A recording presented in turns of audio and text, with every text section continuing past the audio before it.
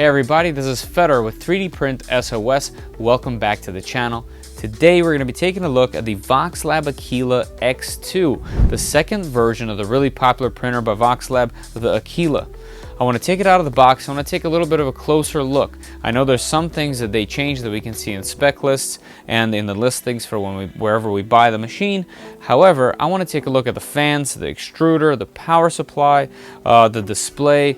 Did they change the steppers? Is the motherboard the same? These are the things that I want to know, and we can easily take a look once I get this thing out of the box and on this shelf. So let's do a direct comparison to find out if the Voxelab Aquila X2 is worth the little bit of extra money.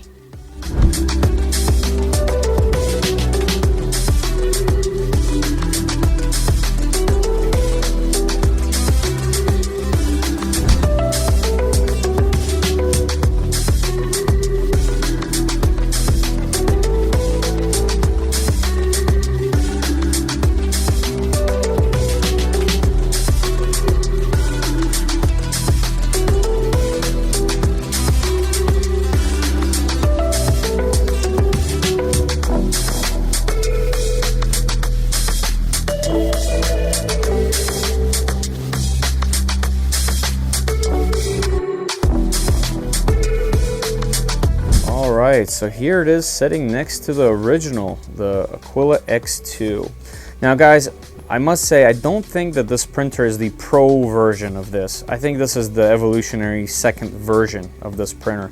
I have a feeling that they're making this in order to replace this printer when the stock is out. I think there's minor improvements all over this thing that aren't necessarily listed, and that's all just to make this thing more reliable than this one. And some of the things maybe we can speculate and check out here.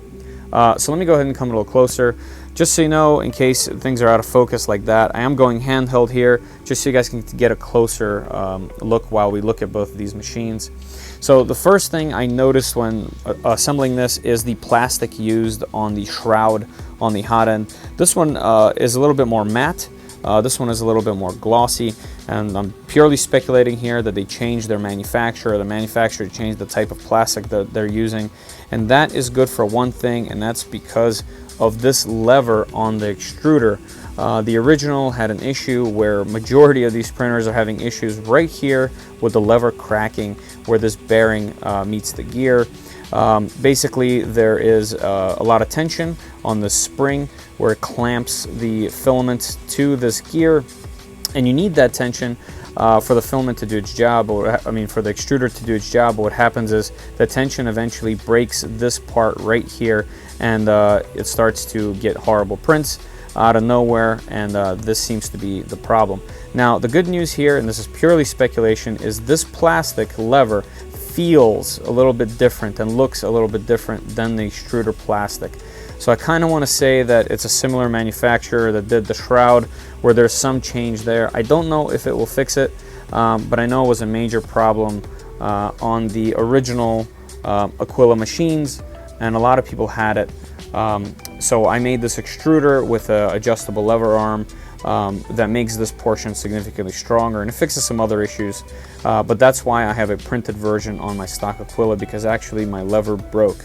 As you see, I have different fans on here as well. This machine is much more quiet because I had a fan failure, and that's another thing that I want to check between these, that they changed the fan manufacturer as well, because a lot of people end up having that same issue where this fan or the fan that's inside the motherboard here tends to make a lot of noise and goes bad. So those are the two issues that kind of plague this machine. Otherwise, here we have the screen that's horizontal. This used to sit here. I have a modification that I made that pushes the screen in, kind of makes it a little bit cleaner. They addressed that issue here. This setup, you know, outside of people's opinion on whether they like horizontal or vertical, this setup is definitely cleaner. It sticks out less. It's easier to kind of like hold and maneuver. I can see why they did this. It does look cleaner. There's a reason why Creality uses it this way as well. And I do really like the firmware that's on here. You know, testing many different printers, this firmware, even though it's not touchscreen, is definitely clean and simple, and there's a lot to like here. And they kept the same aesthetic. here, which is really nice. I was hoping that they wouldn't just clone a Creality one, and they didn't here. They stuck to their own, and actually I personally like that. The other thing to note here is the filament runout sensor. Filament runout sensor is definitely welcome. I know some people have issues with running out of filament during a print, and this will help pause the situation and let you put in more. It also comes with automatic unloading and loading of filament. Thank you to this. So you'll put filament right into here, and it'll go into the extruder from it, and it will sense whether the filament runs out or not. So that is a nice little feature. Something else that I noticed is maybe they changed their PCB manufacturer, because this PCB is green with different serial numbers, and this PCB is black. I know that's really minor, but maybe that's a clue on what we're going to see on the inside. Another clue is this little sticker here. We have an N32 sticker here with a little chip, almost like Intel inside from Microsoft. That's a similar style, kind of showing you what's inside, whereas this did not have it. The other sticker here is a support sticker. It gives you their email and where you can reach their customer service. Really nice of them to stand by their product to this point. If you're having trouble, you can contact them. Keep in mind they're in China, so there will be a delay. Some people want an instant answer, but just keep that in mind. If you're in the United States or on this side of the world, they're on the opposite side. So give them some time to reply, but it seems like they reply rather quickly and help as much as they can. The other thing on the outside here is this handle. I can't say much about the handle. I don't really know what or who it's for. I gotta say though, it does make it look a certain way. With that handle there, it does look more complete as a machine, as you can see here. And it is metal, and it is really wide. Some of the other printers that I have that have handles have come with plastic handles that are narrow and kind of strange in general. So that's that if you like that one. It does look nice in that silver color there. Outside of those things I just mentioned, there's not much going on the outside of the machine. They're extremely comparable, very similar. The hardware was about the same, the belts were about the same. Nothing really struck out. Coming in over here, the ribbon cable that powers the display comes out on top here, and there's this really interesting clip that holds it down, and it holds the cable away from the wheels here. So that's kind of interesting way to tackle that. A nice little custom piece right here for cable management. Whereas here, that cable is on the bottom, and it just kind of dangles underneath the printer. So as you can see, little minor evolutionary changes, they're trying to tackle to make things a little bit easier for first-time printers. And not much else going on the outside, but I do think there may be other changes, and that's what I want to dive into. So first, let's go start with the screen. It's the most striking first thing that you see and use. So let me go ahead and turn the printers off. I'm gonna flip these both and take them apart and see if there's any differences on the inside, and then we'll keep going. All right, see you in a second. All right, so at this angle, it's gonna be a little difficult for me to get in and out, so just keep that in mind. I'm gonna try my best to not get in the way of the shots, but still show you everything. So here's both the displays. This one over here is the original Aquila. This is the X2 here. As you can see, the mounting is obviously different. This one's horizontal, this one's vertical, so that's a whole different thing. To take this one off, there is a bracket and 4 screws, and this one just pops right off by itself. So that's something to note. This one is toolless. As you can see, the plastic is definitely different, so that's just repeating back what we saw originally. Noticing on the outside here, although the screen looks the same, this one doesn't have a logo, that's just a cosmetic thing. But if you compare them, the display is ever so gently in a different spot, so the shroud is different. They are different sizes. The horizontal screen is a little bit smaller in the shroud size. So there are major changes here in terms of the shroud itself. The design is different, the plastic is different. So that's worth noting. It's not just rotated with a new piece on the back. It is redesigned, so there is effort here. Now let me move these things aside here so we have more room. Generally speaking, looking at the boards like this side by side, I don't see any real changes. The serial number here, the MXD 2105, and then On the older one, I believe, yeah, on the older one it does say SYJ2037. Other than those things, I'm not sure exactly what that means. Those are the same. The sticker does have the same serial number on it, version 1, version 1. However, if we move this aside and see the chip, there are some differences, and you can't really see, they're like really hard to see. So here, let me try to rotate them and show you a little bit closer. Maybe you'll be able to see, maybe not, but I'll try to read it off. See if I can get the camera to catch it. I guess not. But basically it says, here, let me zoom back out. It says T5 dwn.com.cn. The bottom number says 1931. The one on top here says the same thing. This one is really faint. I can barely see it at all. But the bottom does say 1940. And then the number in the center, if this matters to somebody, I can't make out, although the second group is the same, 00HG08, that's the same. But here I can see that it starts with an N2V, and then I can't see the next number. They're just too faint on there. So that's the chip. I don't know if that matters to some people. I know you guys like to get real deep, so this is for you. Outside of that, that's kind of it for the display. I don't, nothing else sticks out right away about these two. But it is nice to see that it's not just rotated. It's nice to see that this thing is designed for this printer only. So that's kind of nice. All right, moving on, let's go to the hot end itself. Okay, so as far as the hot end goes, looks like the hot end requires an Allen key this time around for the one bolt that holds it together back here. The original just needed a Phillips screwdriver. But essentially, you just put your Allen key in the back, and it's a little like self-cutting screw. It's not a bolt. Let's take that out. There it is. I'll just drop it on the bed for now. And this should come right off. There's a little like kind of like a plastic clip that goes into the metal here. And now we can kind of wiggle it around and see what's going on the inside.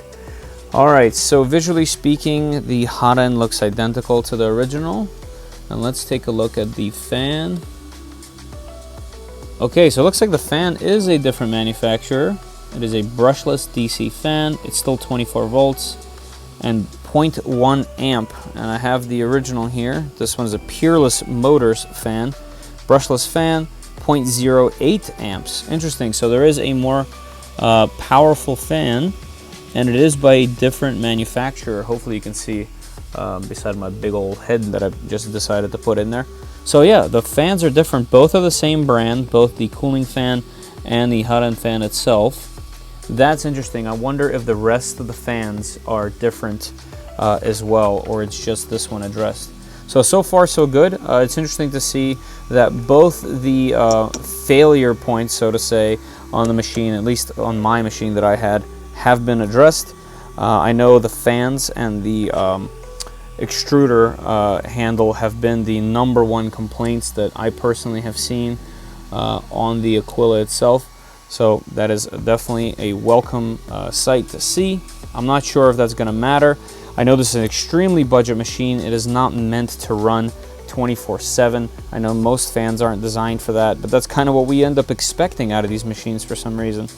And that's definitely one of the reasons why my original failed, is as soon as I got the machine, I printed on it absolutely non-stop. And things just aren't designed to run that long on these extreme budget machines. So if they end up upgrading anything for such a low bump in price, that is definitely welcome. So far, the fan is definitely different. I don't know that brand personally, so I don't know how long it will last. I can say that me standing right here, I can easily hear it, whereas the printer that's right next to it is on, and I can't hear that one at all. So they didn't change the type of fan. It is still somewhat loud, but it is a different manufacturer. Let's move on. Let's put these things on the side and see the motherboard. All right, so I got both printers apart, and I actually just went ahead and did the power supply as well, because I'm just under here anyway. It does use the same shroud as the original that completely covers the ventilation entirely. So if you weren't a fan of this shroud on the original, you're not going to be a fan of the shroud on the X2. That's the same. While we're on this subject, it is a Meanwell power supply, and it is actually the same exact power supply. So I don't need to take that apart. As far as I understand, Meanwell keeps their fan manufacturer the same, or at least kept the manufacturer the same. I don't know that for sure, but if it's the same power supply, odds are it's the same fan. So mine here is upgraded. That's why you see a little bit difference. The fan in here is a Winson 12-volt fan. All right, moving right along here. The first thing I noticed about the board is, one, it's the same number as the original. However, there's a couple minor differences. One, as far as QC goes, as you see those, nothing's too neat in here, whereas everything's a little bit neater on here, down to the installment of the heat sinks. But you can also tell that there's some color coordination going on here in the X2, whereas here they're not. So even though the board says version 1.01 on both, there is some minor differences between the two. Another thing I noticed just visually is the bed and the thermistor wiring is a gauge thicker than on the original. So that's nice. I don't know if it'll heat faster or just be more reliable, but they definitely addressed that as well. So that's definitely welcoming. Then finally, the fan. This was another fan that failed on my machine.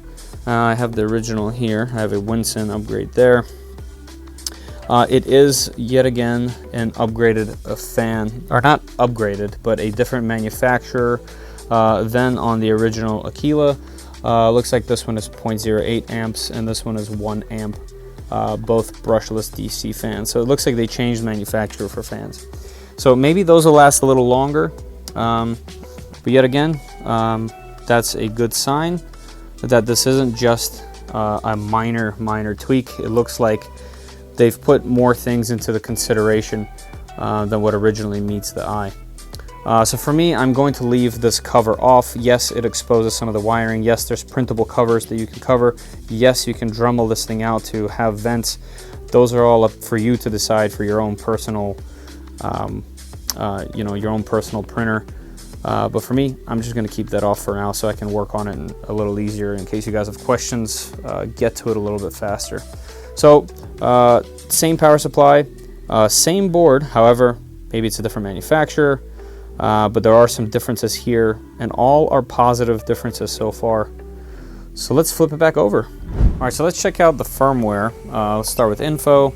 Here it's listed as 4.02, and it does say the Aquila X2, so it is its own unique interface. It's not just simply rotated.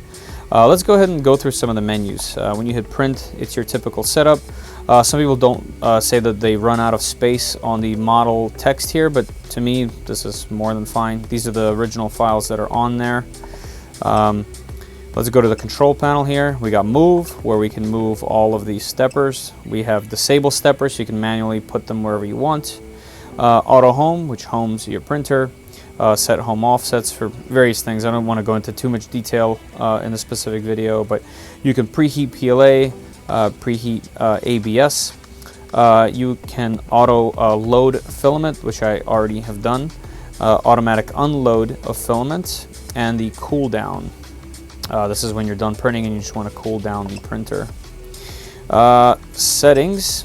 Under here we have temperature controls, nozzle, bed, fan speed, and you can set both PLA and ABS temperatures, which is really nice. For example, if you don't always print ABS, you can just set this to PETG or similar temperatures and materials, whatever you want to do there.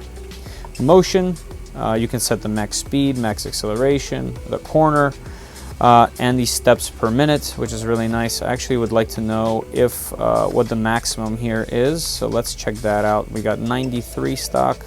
Let's see how high we can go. 186, so it is still limited, just like the original was. So let's go back to 93. So for those that are putting on geared extruders and things of that nature, you will need to change that setting in the firmware itself and not on the display. All right, so that's nice. These are power user settings. I know a lot of people aren't going to get into this, but it's nice that you have this here. Filament detection set to on. Read configuration. This is if you changed settings previously or you want them back to stock, what's on the memory. You can hit read configuration. You can change the language. Okay, looks like clicking that changes it automatically. I thought there was going to be more of a setting. So there's two. There's Chinese and there is English. And then reset. So if you set some settings and you don't like them, you can go back to stock. So really simple, but yet again, exactly what you need. Nothing that you don't. You can see the temperature of the hot end and the bed right over here, kind of like the stock one was, just oriented differently. The icons are ever so gently different, but that's not really a big deal. Let's go ahead, go to print, and we're gonna do the toolbox. I'm not gonna wait for the whole thing to print, but I'll definitely start the print, and then we'll go to the conclusion, and I'll let you know what I think about this. One more thing, while this thing is printing, I figured I'd show you this screen as well. So right now it's heating both the bed and the hot end at the same time. It shows you the Z and it shows you what the speed is set to, the print time remaining. We have a stop, a pause, and a tune. Let's see what's in tune. So printing speed, nozzle temperature, bed temperature, the fan speed, and Z offset. So this is typical stuff that you can see on printers. Z offset's really nice. You can do this while it's printing and change how high the nozzle is from the bed. So that's nice to see. But generally speaking, it is the normal stuff that you would see or you'd require while printing on a basic printer like this.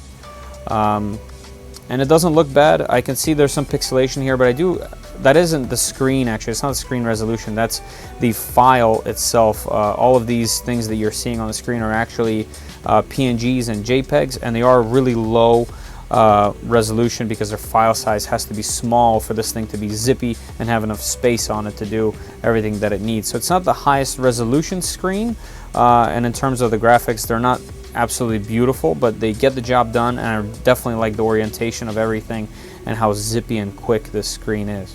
All right, let's go check out the rest of it.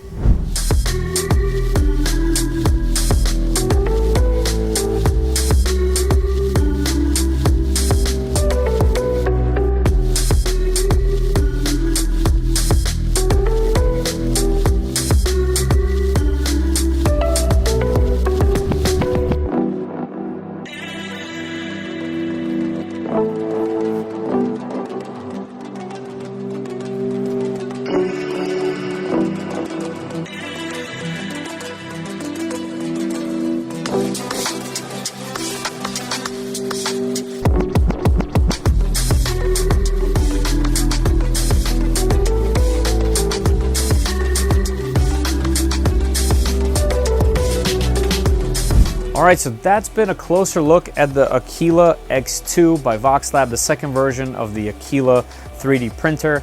It caught me by surprise how many things were actually touched upon in this machine. I can see why their bullet point list was short, because there isn't many things that are big changes to the machine. It looks like there was just a ton of minor little things, and it's nice to see them put in some effort into actual changes instead of just slapping a few things on. I do think that this is an iteration of the Aquila, and in my personal opinion, if you had the extra $15 to $20 extra to spend on a 3D printer, and this was your consideration, I would get the X2. This is the latest and greatest Aquila, and I do believe that this one has some genuine improvements. I do like the screen orientation. It does look really nice. It's printing perfectly fine, leveled very easy, really similar to this machine. If you wanted to get in at the absolute bottom level, just to get into 3D printing, you're unsure, the Aquila is an amazing deal, an amazing printer for that cost. Just keep in mind that this is still an extremely budget-oriented printer, so things could go wrong if you're printing on it a lot. Like for example, fan failures, cracked extruder arm. Those are very minor little fixes that you can do yourself and for very little amount of money that keep this printer printing at actually a grade and quality above its price point by a lot. Keep in mind that when people get upset that little things go wrong with extreme budget printers like this, they're comparing it to printers that are meant to run 24/7 in a almost industrial manner. Whereas this is a really simple home machine that you can tinker with and improve yourself, and it is actually capable of printing extraordinarily well. So if you wanted to get in at an utmost bottom level, buy the original Aquila while the supplies last. If it's unavailable or you have a little bit of extra money, I personally would go with the Aquila X2. I did, like I mentioned, like that they touched upon a lot of the things on the machine itself, little minor improvements here and there, little minor changes. Hopefully these new fans last a little bit longer than the stock ones did on the Aquila, and hopefully that lever arm is a different material like I think it is. And I'm not going to modify this machine. I'm going to keep it stock, and I'm going to keep printing on it to see how long things last on it, just like I did with the original Aquila. So guys, if you like this video, throw a thumbs up. If you know somebody who's interested in this machine, send them this link. Maybe they can take a closer look, and that'll help answer some of the questions that they may have. If you guys want me to do something specific or test something or check something out specific to this machine, the X2, let me know in the comments below, and I will go ahead and do that. All right guys, that's all for me today.